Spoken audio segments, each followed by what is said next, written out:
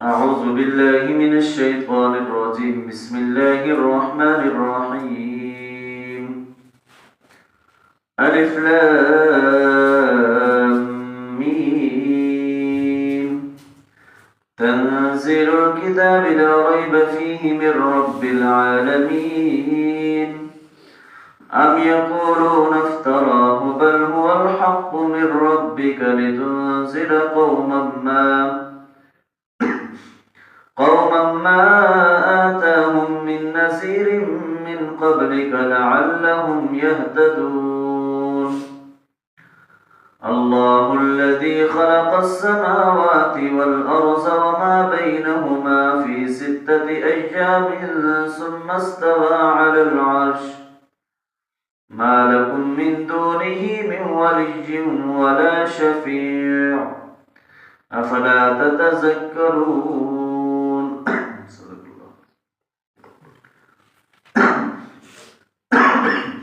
سورہ سجدہ ہے، اس کی 30 آیات اور 3 رکوع ہیں.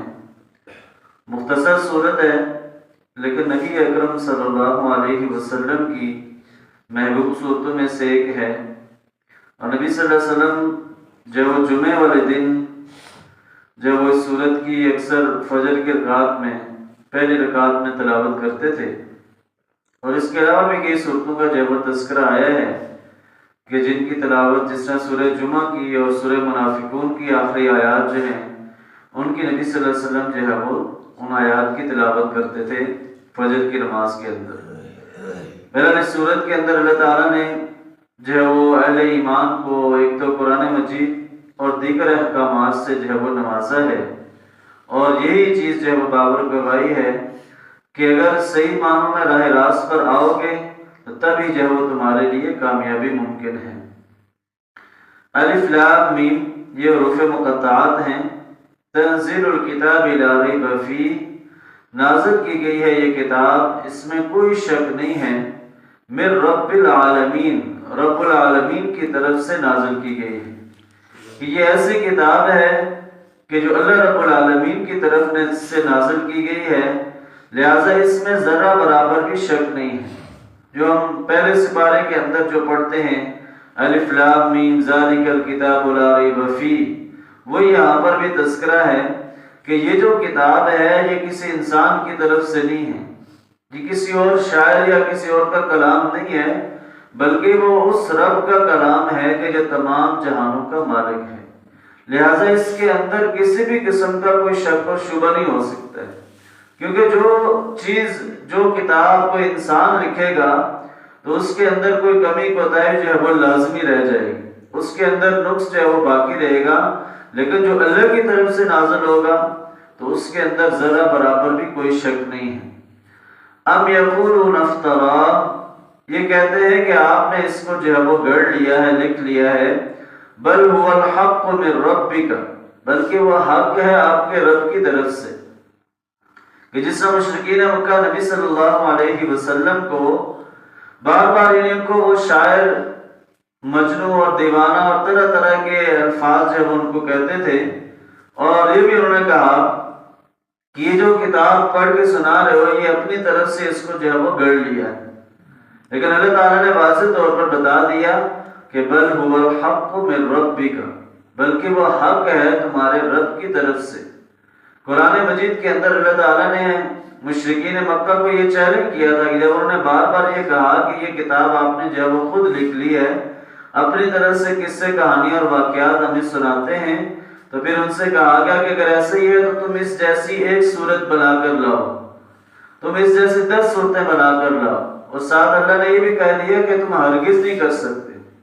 یعنی یہ اس کلام کے اندر کوئی کسی قسم کا کوئی شک اور شبہ نہیں ہے.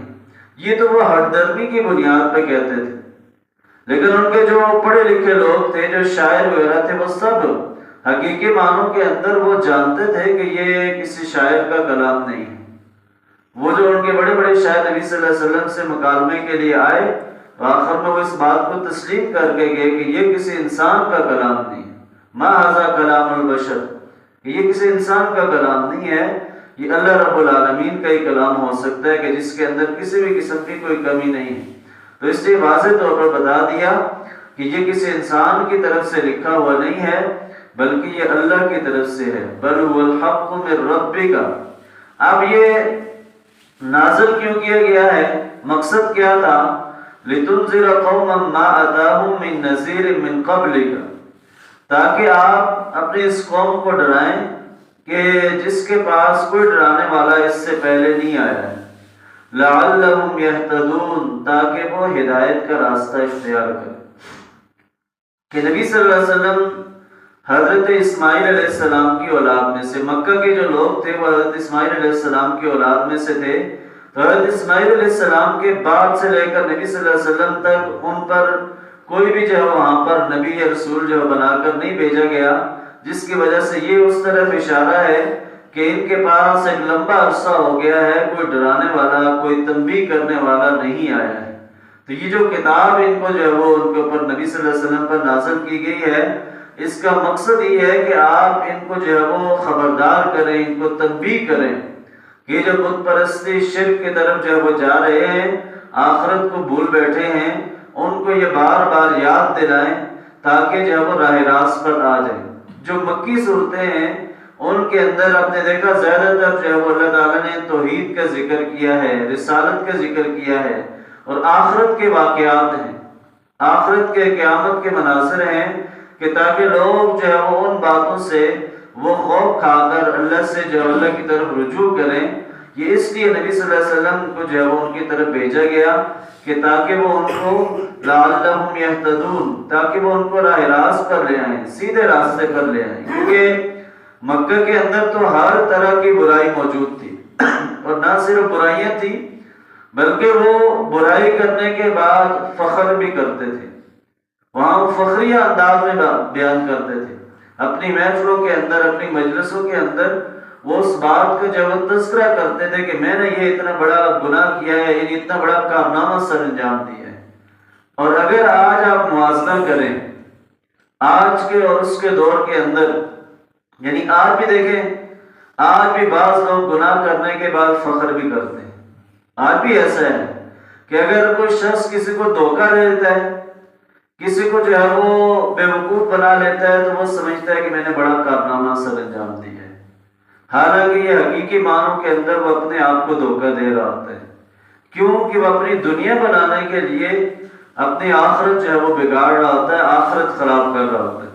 دنیا کا نقصان جو ہے وہ ظاہر وقتی طور پر ہوگا، لیکن آخرت کا نقصان نہیں ہے، وہ خسارہ ہے. وہاں سے پھر واپسی جو ہے وہ انسان کے لیے ممکن نہیں ہے. تو اس لیے راہ راست پر لانے کے لیے اس کلام پاک کا مقصد جو ہے وہ یہی تھا کہ لوگ جو ہے وہ اس کو پڑھنے کے بعد، اس کو سمجھنے کے بعد سیدھے راستے کے اوپر جو ہے وہ آ جائیں. اللہ الذی خلق السماوات والارض وما بینہما، اللہ وہ ذات ہے کہ جس نے پیدا کیا آسمانوں اور زمین کو، وما بینہما، اور جو کچھ اس کے درمیان ہے، فی ستۃ ایام، 6 دنوں کے اندر، ثم استوى علی العرش، پھر وہ عرش پر متمکن ہوا. ما لکم من دونہ من ولی ولا شفیع، نہیں ہے تمہارے پاس اللہ کے مقابلے میں کوئی دوست اور نہ ہی کوئی سفارش کرنے والا. افلا تتذکرون، تو کیا بس تم نصیحت نہیں حاصل کرتے؟ یہ ظاہر زمین و آسمان یہ سب کچھ اللہ نے بنایا ہوا ہے. ایک ایک ذرے کا مالک وہی رب کی ذات ہے کہ خلق السماوات والارض، کہ جتنے بھی آسمان ہیں، زمین ہے، اور وما بینہما، جو کچھ اس کے درمیان میں ہے، جو فضا کے اندر ہے، جو سمندروں کے اندر ہے، جو زمین کی تہ کے اندر ہے، یہ سب کچھ بنانے والی ذات وہ اللہ رب العالمین ہی. اور یہ اللہ نے سب کچھ بنایا فی ستۃ ایام، 6 دنوں میں. یہ ہفتے کے جس طرح 7 دن ہے، تو یہ 6 دنوں کے اندر جو ہے وہ یہ سارا پروسیس مکمل کیا گیا. اب یہ اللہ کے لیے مشکل نہیں تھا، یہ ویسے اس کا تذکرہ کیا کہ یہ سارا ایک ایک چیز، زمین کا جو نظام ہے، پہاڑوں کا، آسمان کا، یہ سب کچھ جو ہے وہ اللہ تعالیٰ نے 6 دن میں بنایا. اور پھر کیا ہے، ثم استوى علی العرش، پھر وہ اپنے عرش پر جو ہے وہ جلوہ افروز ہوا. یعنی اللہ کے لیے کوئی مشکل نہیں ہے. اللہ اس جیسی کائنات، اس زمین جیسی بے شمار زمینیں بنا سکتا ہے. صرف ایک اشارے سے کن فیکون، پس وہ کام کیا ہے، ہو جائے گا. یعنی اللہ کے لیے کوئی مشکل نہیں. ایک اشارے سے زمین کو ختم بھی کیا جا سکتا ہے اور ایک اشارے سے اس جیسی کئی زمینیں اور بھی بنا سکتا ہے. یہ سب کچھ اللہ کی کنٹرول اور اختیار کے اندر ہے. لہٰذا اللہ تعالیٰ نے فرمایا کہ جب تم اللہ کے مقابلے میں آؤ گے، اللہ کو چیلنج کرو گے، تو تمہارا کوئی دوست نہیں ہوگا اور نہ ہی کوئی سفارش کرنے والا ہوگا. نہ دنیا کے اندر نہ آخرت کے اندر. حشر کے میدان میں تو کوئی بھی نہیں ملے گا. وہاں پر دنیا کے جو بڑے بڑے لوگ جو اللہ کے نافرمان تھے، جو شیطان کے راستے پر چلتے تھے، تو وہاں پر کوئی جو وہ تمہاری سفارش کرنے نہیں آئے گا. وہاں پر شیطان بھی نہیں آئے گا. وہ تو کہے گا کہ میں نے ان کو کب زبردستی کی تھی. اس لیے اللہ کے مقابلے میں جو آئے گا تو وہ دنیا کے اندر بھی اس کو ناکامی ہے اور آخرت کے اندر بھی. افلا تتذکرون، بس کیا تم نصیحت نہیں حاصل کرتے؟ یہ سب کچھ سننے کے باوجود بھی، یہ سب کچھ جاننے کے باوجود بھی کیا تم اس کے بعد بھی نصیحت حاصل نہیں کرتے؟ حالانکہ یہ بات مشرکین مکہ بھی جانتے تھے.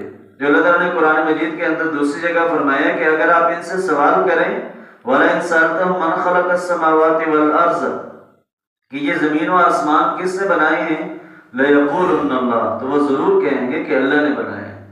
یعنی اس بات پر اللہ کو وہ ماننے والے تھے، لیکن ساتھ ساتھ انہیں شریک ٹھہرائے ہوئے تھے کہ یہ رزق کا بت ہے، یہ بارش کا ہے. طرح طرح کی خرافات ان کے اندر تھی. اس سے کہا کہ حقیقی معنوں کے اندر، یعنی سب چیزوں کو چھوڑ کر ایک اللہ کو رب مانو گے تو تب تمہاری ہر چیز، تمہاری عبادات جو ہے وہ قبول ہوں گی. تو اس لیے راہ راست پر آ جاؤ. یہ جو کلام ہے اس کے اوپر ایمان لاؤ گے تو تمہاری دنیا اور آخرت کے اندر کامیابی ہوگی. اللہ سے دعا ہے کہ اللہ تعالیٰ میں صحیح معنوں میں قرآن پر عمل کرنے کی توفیق عطا فرمائے.